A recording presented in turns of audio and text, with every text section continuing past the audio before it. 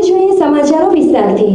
દાણચોરી અને કચ્છ એ બંને એકબીજાના પૂરક બન્યા છે, ત્યારે હાલમાં અંદાજે 27 કરોડ રૂપિયાની વિદેશી સિગારેટોની દાણચોરી બાબતે તપાસનો રેલો કચ્છ સુધી આવ્યો છે।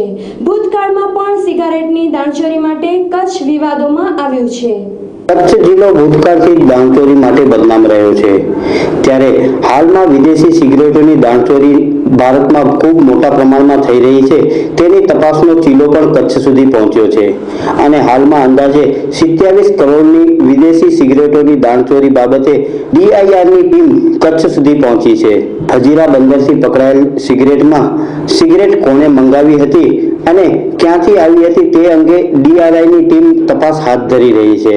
ત્યારે સુરતથી તપાસ માટે ડીઆરઆઈની ટીમ હાલમાં ભુજ આવેલી છે અને ભુજના એક વેપારીનું નામ આવતા ખૂબ જ ખળભળાટ મચી જવા પામ્યો છે। ભુજમાં બીડી સિગરેટ સાથે સંકળાયેલા ધંધાર્થીઓમાં પણ ખળભળાટ જોવા મળે છે। ભૂતકાળમાં સિગરેટની દાણચોરી બાબતે ભુજમાં હિલચાલ થઈ હતી અને ડીઆરઆઈની ટીમે અમદાવાદના અમુક લોકોની સંડોવણી પણ છતી કરી હતી અને તેમને કાયદાના સકંજામાં લાવીને મૂક્યા હતા। પણ બહારથી આવતી સિગરેટો બાબતે કચ્છ જિલ્લામાં અનેક લોકો સક્રિય છે તેવું જાણવા મળે છે।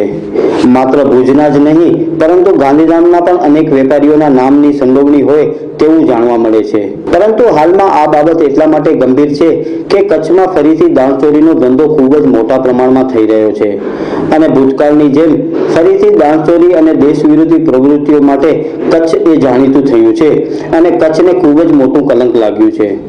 તો બીજી તરફ કચ્છના સરકારી તંત્રો પર પણ અનેક પ્રશ્નો ઊભા થાય છે અને તેમની કામગીરી પણ શંકાના દાયરામાં આવે છે।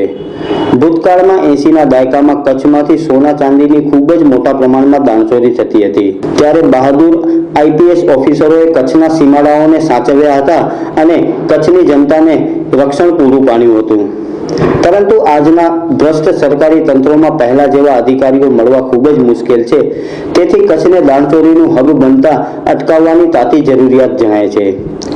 જ્યારે કચ્છમાં સોના ચાંદીની દાણચોરી ઉપરાંત સિગરેટની અને ભંગારના નામે વિદેશી ચીજવસ્તુઓની દાણચોરી પણ ખૂબ જ મોટા પ્રમાણમાં થઈ રહી છે, ત્યારે હાલમાં ભુજમાં અને ગાંધીધામમાં તપાસ ચાલી રહી છે, પરંતુ તપાસના દાયરામાં મુન્દ્રા અને માંડવી સુધીના શહેરો પણ આવરી લેવાય તો પણ નવાઈની વાત નહીં।